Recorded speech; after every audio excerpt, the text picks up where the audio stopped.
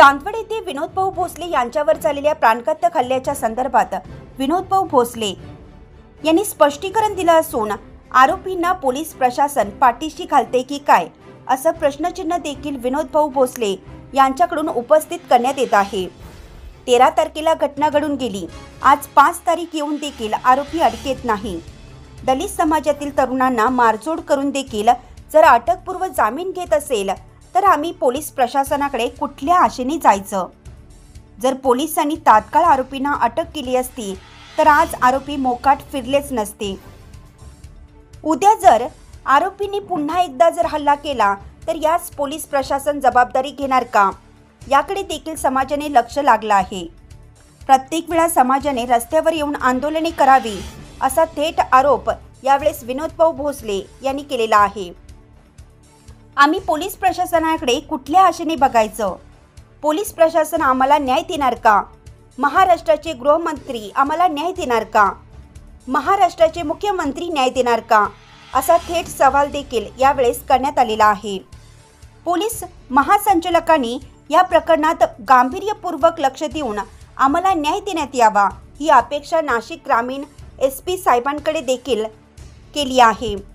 Atrocity दाखल झाल्यानंतर police यंत्रणा तपास करत नाही असा थेट आरोप देखील यावेळेस करण्यात येत आहे।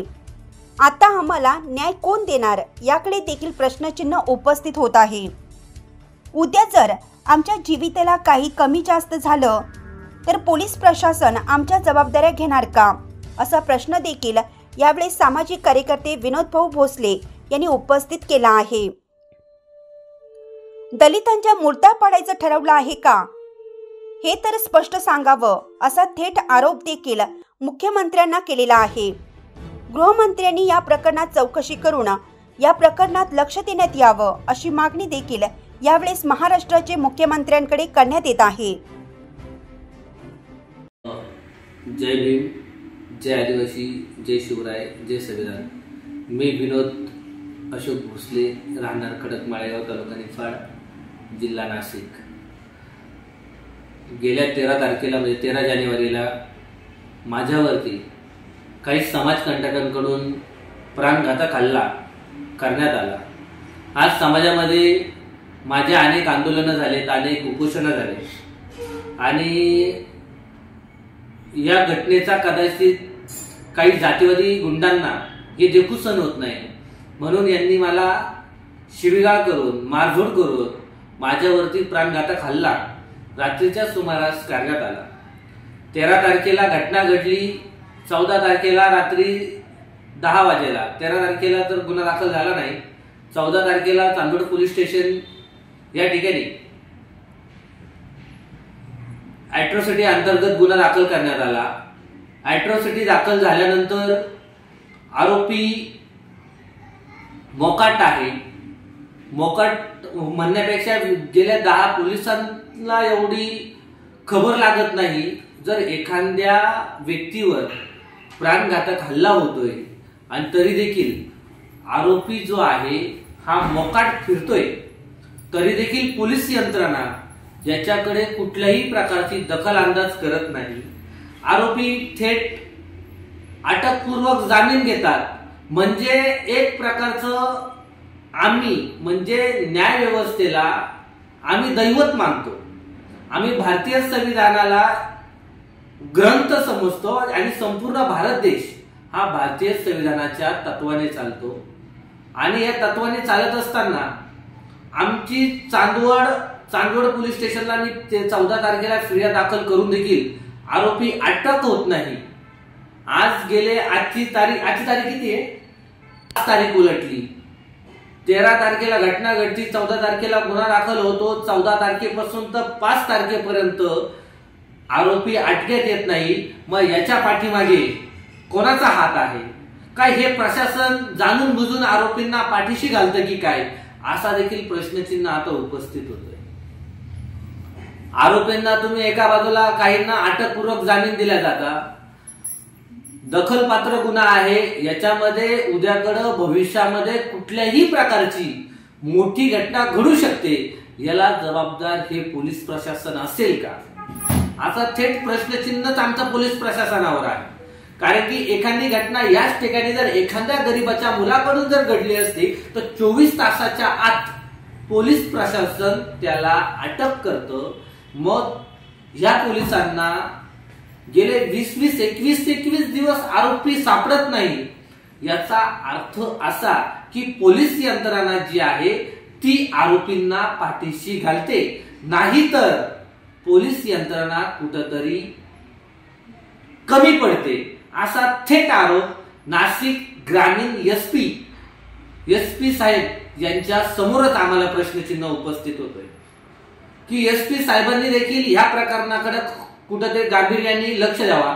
जर त्या आरोपींना जर पोलिसांनी जर तात्काळ अटक केली असती तर त्या आरोपींना अटकपूर्वक जामीन मिळालाच नसता.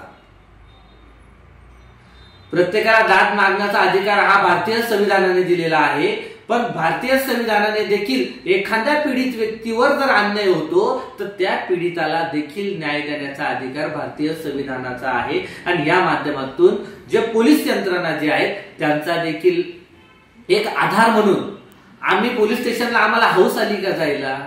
एखादा पीडित व्यक्ती जर पोलीस स्टेशनला जातोय, कदाचित त्या व्यक्तीवर अन्याय झालेला आहे म्हणून तो व्यक्ती न्याय मागण्यासाठी पोलीस स्टेशनला जातो. मग पोलीस यंत्रणा काय करते, आज एवढे दिवस उलटूनही आरोपींना अटक केलेली नाही किंवा कोणी.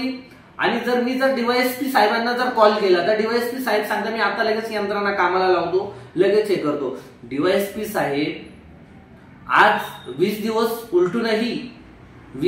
उलटूनही तुमच्याकडून यंत्रणा कामाला लागत नाही. म्हणजे याचा अर्थ काय समजायचा आम्ही, तुमच्या याने 3 व्यक्ती सापडू शकत नाही का. आज संपूर्ण भारत देशाचं लक्ष, आज कुठलीही घटना जर घडली तर पहिली नजर पोलीस यंत्रणेकडे जाते, कारण की पोलीस यंत्रणा आमची खूप स्ट्रॉंग आहे. मग या टाण्यात ज्या वेळेस दलित परिवारावरती असा अन्याय होतो त्यावेळेस पोलीस त्यांचे हात का आखडतात याच्याकडे देखील आमचं लक्ष आहे. मी गृहमंत्र्यांना देखील मी अपील करेल किंवा गृहमंत्र्यांना देखील जा विचारेल की गृहमंत्री जे आहेत त्यांनी देखील या प्रकरणाकडे लक्ष द्यायचं आहे. कारण की गृहमंत्र्यांना मी पत्र व्यवहार करणारच आहे. ज्या ज्या घटकांनी आज जी माझी घटना घडली, माझी घटना घडून गेले 20, 22, 23, 25 दिवस झाले, अद्यापही मला न्याय मिळालेला नाही. आणि एवढं करून समोरच्या आरोपींनी अटकपूर्वक जामीन घेतला, ठीक आहे, तो कायद्याचा एक भाग आहे, त्यांनी आरोपींनी अटकपूर्वक जामीन घेतला, पण पोलिसांकडे 22-23 दिवस होते. मग पोलीस यंत्रणा एवढी शांत का, हा देखील सवाल मला या पोलीस यंत्रणेला विचारायचा आहे.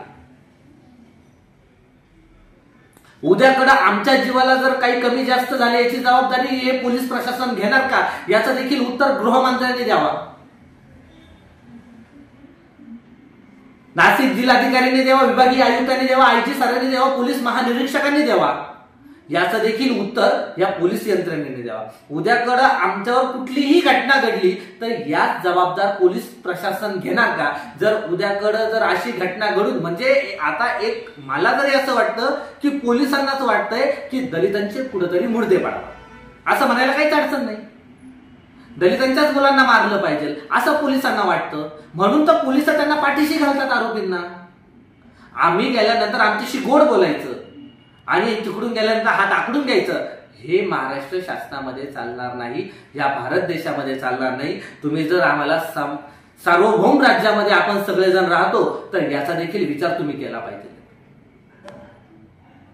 आमची महाराष्ट्राच्या गृहमंत्र्यांना एकच विनंती, कळकळीची विनंती आहे की आमच्या प्रकरणामध्ये ज्या आरोपींनी, ज्या गुन्हेगारांनी माझ्यावरती प्राणघातक हल्ला केला त्याच्यातले 2 जणांना त्यांनी अटकपूर्वक जामीन तर दिलाच, पण उरलेला जो एक आहे त्याला देखील तुम्ही पाठीशी घालत असाल तर कदाचित ही सगळ्यात मोठी चूक पोलीस प्रशासनाची आहे. कारण की आमच्यासारखे सर्वसामान्य लोकांचा आरसा आम्ही पोलिसांकडे बघतो आणि पोलिस जर त्यांची भूमिका अशी बजावत असेल तर आम्ही न्याय कोणाकडे मागायचा हे तरी महाराष्ट्र राज्याच्या गृहमंत्र्यांनी हे सिद्ध करून द्यावं अशी मागणी मी करतो. आणि मी एकच म्हणेल की माझ्यावरती जो प्राणघातक हल्ला झाला हा परतही होऊ शकतो आणि उद्याकडे याच्यामुळे माझ्या परिवाराला देखील धोका आहे। यांच्यावरती कठोरात कठोर कारवाई करण्यात यावी, कारण की जे समोरचे लोक जे आहेत, ज्यांनी माझ्यावरती जो प्राणघातक हल्ला केला, संतोष ठाकरे नावाचा जो इसम, म्हणजे जो संतोष ठाकरे नावाचा जो व्यक्ती आहे, त्याच्यावरती बंदुकी सारखा गुन्हा, त्याच्याकडे बंदूक याच्या अगोदरही सापडल्या होत्या, अशा प्रकारचा गुन्हा त्याच्यावरती आहे। मोतीराम खुटे, सचिन खुटे यांनी त्याच्या वावरामध्ये वडनेर पोलीस स्टेशनला, लासलगाव पोलीस स्टेशनला संतोष ठाकरेवरती गुन्हा दाखल आहे आणि वडनेर पोलीस स्टेशनला सचिन खुटे, मोतीराम खुटे यांच्यावरती गाडी जाळल्याचा गुन्हा दाखल आहे। मग मला एक सांगा, यांच्यापासून माझ्या जीवाला धोका नाही का? याचं स्पष्टीकरण पोलीस महासंचालकांनी स्वतः माझ्या प्रश्नाचं उत्तर द्यावा। मी हात जोडून कळकळीची विनंती करतो की यांच्यावरती सखोल चौकशी करून, याच्यापेक्षाही, मी तर 2च गुन्हे सांगितले, त्याच्यावरती याच्यापेक्षाही अजून गुन्हे दाखल आहे, याची देखील चौकशी करण्यात यावी अशी हात जोडून मी मागणी करतो। नाहीतर मग यांनी एक सांगावं की समाजातला, दलित समाजातला एखादा व्यक्ती जर वरती येत असेल तर त्याला संपवण्याचा कट या राज्य शासनाकडून, पोलीस प्रशासनाकडून केला जातो। अशा प्रकारचं स्पष्टीकरण या प्रशासनाने देण्यात यावं अशी मागणी मी करतो। आणि माझ्यावरती जो अन्याय झालेला आहे, ह्या अन्याय कुठेतरी दूर करून देण्यात यावा अशी मागणी मी करतो।